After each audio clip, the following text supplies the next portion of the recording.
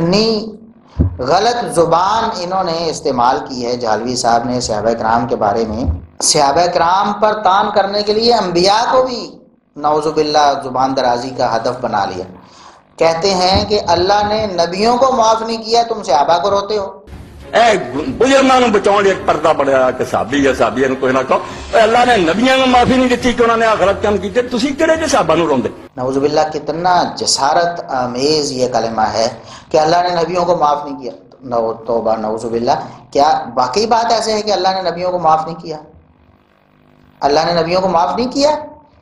استغفر اللہ۔ سوچے تو صحیح الفاظ کیا ہیں۔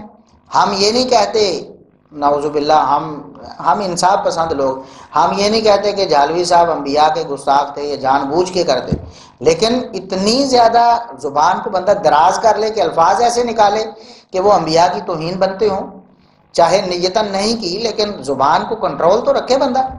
کہتے ہیں اللہ نے نبیوں کو معاف نہیں کیا، نعوذ باللہ۔ کون کہتا ہے؟ کافر ہوگا کوئی جو کہتا ہوگا کہ اللہ نے نبیوں کو معاف نہیں کیا۔ تو جہلوی صاحب آپ نے سوچا ہی نہیں، آپ نے سمجھا ہی نہیں کہ آپ انبیاء کے بارے میں کیا بات کر رہے ہیں۔ اللہ نے تو صحابہ کو معاف کر دیا، وَلَقَدْ عَفَا اللَّهُ عَنْهُمْ، یہ غزوہ احد پہ صحابہ سے کوتاہی ہوئی تو اللہ نے وحی نازل، اللہ نے معاف کر دی، سبحان اللہ۔